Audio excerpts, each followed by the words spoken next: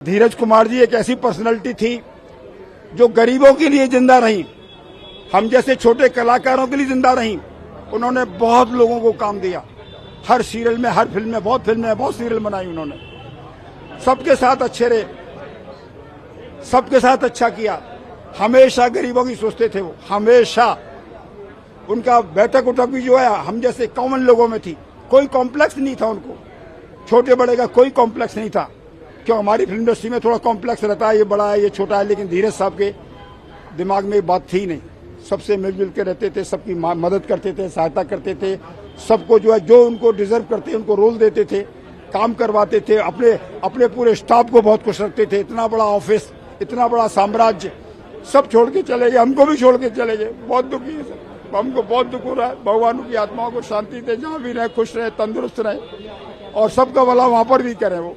मैं आपके माध्यम से श्रद्धांजलि देता हूँ धीरज कुमार साहब को। आपने मुझे हमेशा मदद की, हमेशा सहायता की, हमेशा काम दिया, इसके लिए मेरे पास लफ्ज नहीं है। तो इतना बड़ा मेडिकल कैंप रखते थे कि जो कोई नहीं कर सकता। तो धीरज जी के जाने के बाद टीवी इंडस्ट्री को बहुत बड़ा लॉस है और मैं तो एकदम शॉक हूँ, क्योंकि पिछले हफ्ते ही हमारी बहुत सारी बात हुई और कल ऐसे मैसेज आए तो मैं मान नहीं सकता हूँ। मेरा तो रिश्ता धीरज के साथ 45 साल से है, मेरे भाई जैसे थे। मैंने उनकी पहली फिल्म जब मैं पीक पे था अपने करियर के, तो उन्होंने मुझे कहा था कि दीपक मेरी फिल्म शुरू हो रही है तो उसमें मुझे यू हैव टू वर्क। मैंने कहा मेरा बिल्कुल डेट्स नहीं है, बिकॉज इंसाफ का तराजू एंड ऑल सब फिल्में चल रही थी, शूटिंग्स चल रही थी, लेकिन मैंने कहा तेरे लिए ज़रूर करूँगा। तो उस फिल्म का नाम था वक्त के शहजादे और that was his first film production, जहाँ वो प्रोड्यूसर थे और बहुत बढ़िया फिल्म रही। उसमें मुकेश खन्ना भी थे और साथ में एक लड़की हमने ली थी फ्रॉम साउथ, रति अग्निहोत्री, एक दूजे के लिए।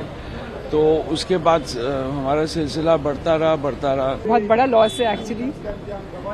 मैं आज जो बॉम्बे में हूँ it's only because of him. उन्होंने सर्च किया था बेटियां सीरियल के लिए, 4 बेटियां चाहिए थी, सरस्वती, दुर्गा, मैं दुर्गा थी उसमें, गौरी और लक्ष्मी। तो उन्होंने लखनऊ से मुझे खोजा था और यहाँ लाए थे, अपने घर में रखा था। मतलब ड्राइवर दिया, सर्वेंट दिया, कौन करता है। अब आज मैं देखती हूँ ऐसा नहीं होता है। वो अभी लास्ट ईयर ही मुझे मिले थे दंगल के अवार्ड फंक्शन में, तो बोले बेटी दामाद से मिल के आ रहा हूँ, तेरे से मिल लेता हूँ। तो उनके साथ मैंने रैंप वॉक भी किया बेटी फाउंडेशन के लिए, अनुशा रंजन के लिए, एज अ फादर डॉटर हम दोनों ने वॉक भी किया स्टेज पे। तो मतलब एक तरह से he is my God father and will always be. देखिए, बहुत कम लोग जानते हैं कि बहुत बड़े एक्टर भी थे। उन्होंने मेरे ख्याल 100 से ज्यादा फिल्में की। मुझे जो उन्होंने लास्ट बताया था, और सिर्फ हिंदी भाषा में नहीं की, पंजाबी फिल्मों के भी बहुत बड़े सुपरस्टार थे वो। लेकिन उन्होंने एक्टिंग सिर्फ इसलिए छोड़ी क्योंकि बहुत बड़े प्रोड्यूसर बन गए थे। तो उन्होंने मुझे बोला था कि बेटे मेरे पास अब टाइम नहीं रहता एक्टिंग करने का, production is a full time job.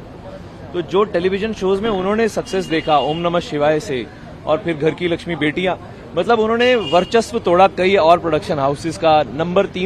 Number 1 पर रहे 3 साल तक उस शो से, मायका से। उन्होंने जो सक्सेस देखा है वो आजकल देखना बहुत ही इम्पॉसिबल है।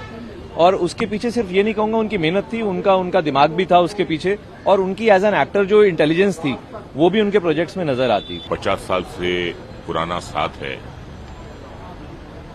मेरे सीनियर हैं FTII के, और 1965 में यूनाइटेड प्रोड्यूसर्स टैलेंट कॉन्टेस्ट में उन्होंने हिस्सा लिया था और उसके वो फाइनलिस्ट हुए।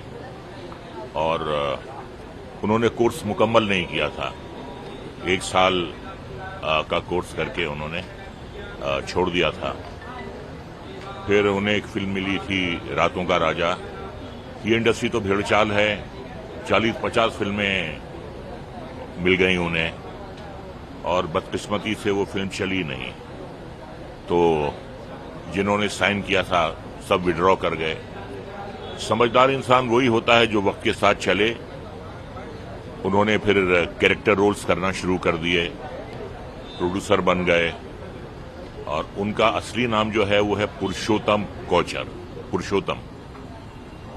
और कैरेक्टर रोल्स किए, मनोज कुमार की हर फिल्म में होते थे वो।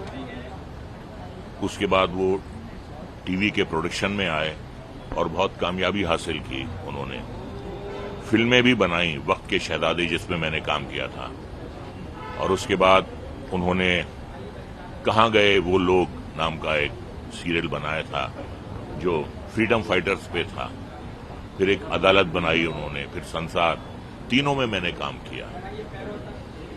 तो बहुत कामयाब रहे वो। और एक सबसे अच्छी बात उनमें यह थी कि 2 घंटे वो रोज पूजा करते थे। 2 घंटे जो उनका समय था वो सिर्फ पूजा का था, सुबह वो कुछ नहीं करते थे। आपका ताल्लुक किसी भी मजहब से हो, आप अपने विधाता को याद करें, आप अपने पैदा करने वाले, उससे मन जो है आपका शांत रहता है, पवित्र रहता है। और सबसे अच्छी बात उनमें ये थी कि जो कमिट करते थे वो पैसा आपका बैंक में रखा है, वो मिल जाता था। तो माइथोलॉजिकल सीरियल्स में भी उन्होंने मुझे ऑफर किया, लेकिन क्योंकि मेरी जबान जो है वो इतनी हिंदी में कलिष्ट नहीं है, तो मैंने माफी मांग ली उनसे। देखिए, उन्होंने शोहरत कमाई और शोहरत के साथ साथ उन्होंने रेपुटेशन और इज्जत कमाई, और आखिरी वक्त तक काम करते रहे।